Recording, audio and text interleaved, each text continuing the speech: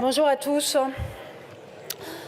La séance est ouverte et elle est également immédiatement suspendue puisque pour le moment, le gouvernement n'est pas représenté au banc, donc je suspends la séance.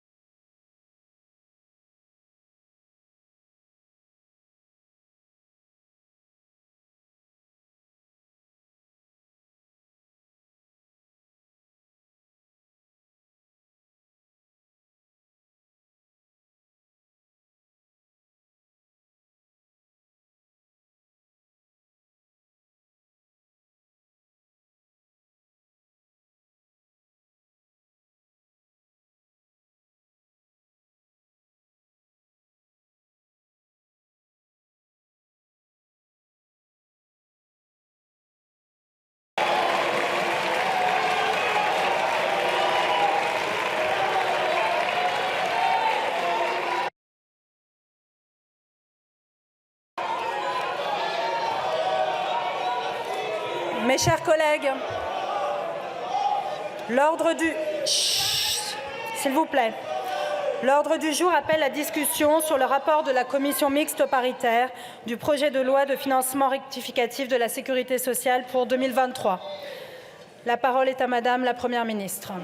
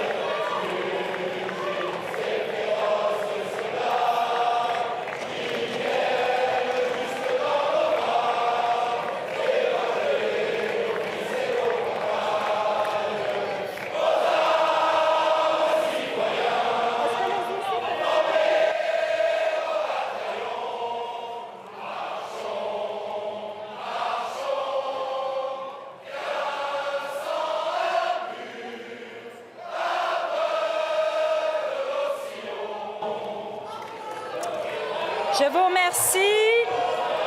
Je vais demander à chacun des parlementaires qui brandit une pancarte de bien vouloir cesser immédiatement. Cela est contraire à notre règlement. Et la parole est à Madame la Première ministre.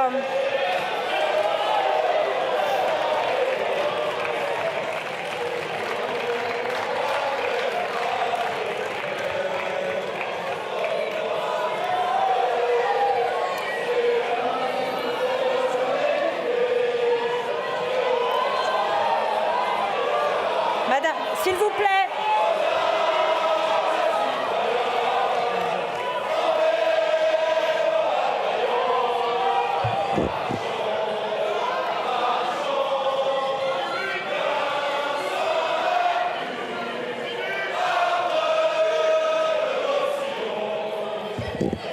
Donc je vous remercie, mes chers collègues. Mes chers collègues, s'il vous plaît.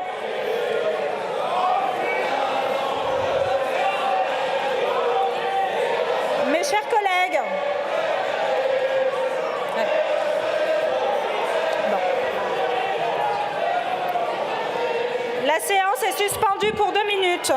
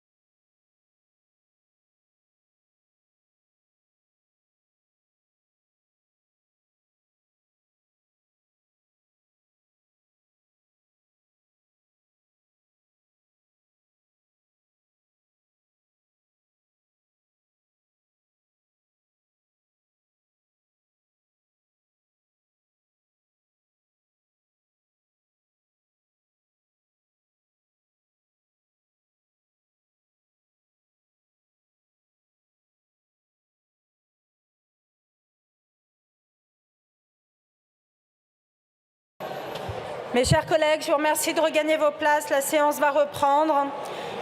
Et donc, la parole est à Madame la Première ministre.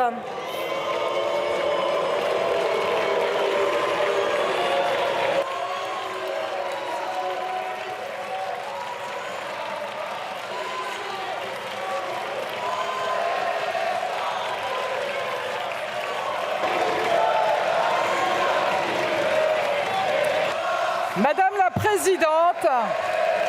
présidente de la Commission des affaires sociales, Madame la rapporteure générale, Mesdames et Messieurs les rapporteurs, Mesdames et Messieurs les députés, en engageant la responsabilité de son gouvernement le 15 novembre 1990, lors du débat sur la création de la contribution sociale généralisée, Michel Rocard avait eu ces mots. Dans un scrutin où chacun voterait selon sa conscience, permettez-moi de dire que je suis sûr que ces dispositions réuniraient une majorité, peut-être même une large majorité. Ces mots, aujourd'hui, je les fais miens et j'ajoute que si chacun votait selon sa conscience et en cohérence avec ses prises de position passées, nous n'en serions pas là cet après-midi.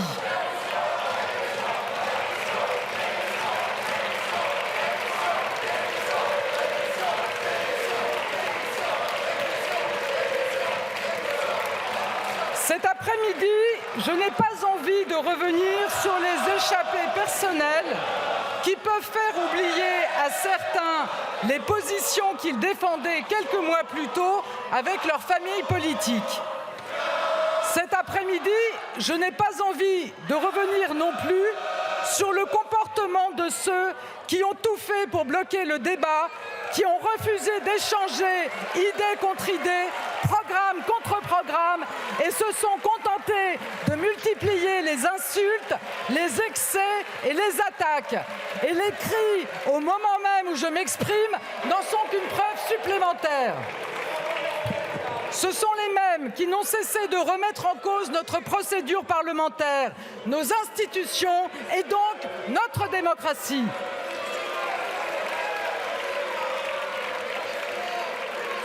Enfin, cet après-midi, je n'ai pas envie de revenir sur le mutisme de ceux à l'extrême droite de cet hémicycle qui sont restés tapis dans l'ombre tout au long des débats, qui ont préféré se taire, profitant en silence des outrances des uns et des revirements des autres.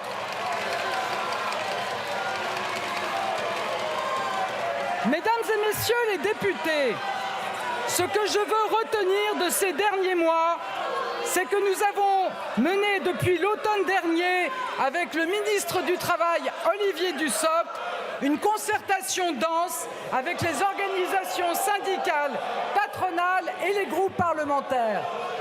Ce que je retiens de ces dernières semaines, c'est que nous nous sommes donné les moyens de la discussion et que vous avez passé plus de temps de débat sur cette réforme des retraites que sur chacune des deux précédentes.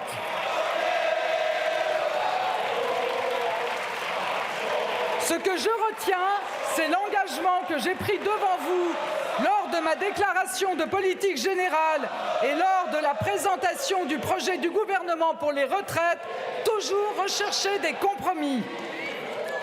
Le temps passé à dialoguer avec les partenaires sociaux et les parlementaires qui étaient attachés, comme nous, à garantir l'avenir de notre système de retraite par répartition nous a permis de converger autour de propositions nouvelles et d'une réforme enrichie, améliorée, mais toujours équilibrée.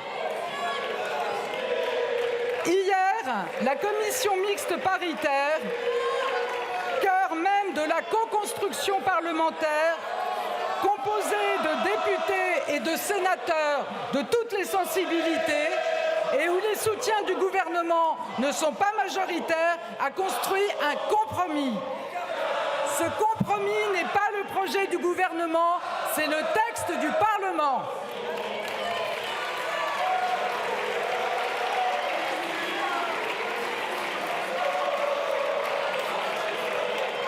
Ce compromis, je n'en partageais pas tous les points, mais c'est le vôtre, enrichi de propositions de la majorité et des oppositions des deux assemblées et adopté au Sénat ce matin. Et le texte du Parlement, que contient-il? Ça n'est pas un compromis tiède, au contraire. Ce sont des avancées pour celles et ceux qui ont commencé à travailler tôt, pour celles et ceux qui ont des métiers difficiles, pour revaloriser les pensions des femmes et mieux prendre en compte leur carrière, ou encore pour augmenter les petites pensions. Mesdames et messieurs les députés, aujourd'hui, sur le texte du Parlement, l'incertitude plane à quelques voix près. On ne peut pas prendre le risque de voir 175 heures de débat parlementaire s'effondrer. On ne peut pas prendre le risque de voir le compromis bâti par les deux assemblées écarté. On ne peut pas faire de pari sur l'avenir de nos retraites. Cette réforme est nécessaire.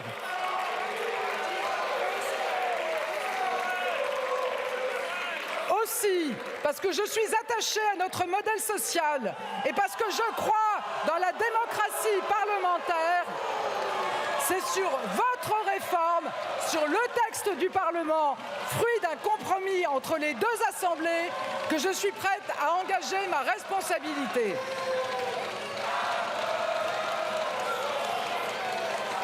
Aussi, sur le fondement de l'article 49, alinéa 3 de la Constitution, j'engage la responsabilité de mon gouvernement sur l'ensemble du projet de loi de financement rectificatif de la sécurité sociale pour 2023, modifié par l'amendement de coordination communiqué à l'Assemblée nationale. Dans quelques jours, je n'en doute pas, à l'engagement de la responsabilité du gouvernement répondront une ou plusieurs motions de censure. Un vote aura donc bien lieu comme il se doit. Et c'est donc la démocratie parlementaire qui aura le dernier mot. Madame la Première ministre, je vous remercie.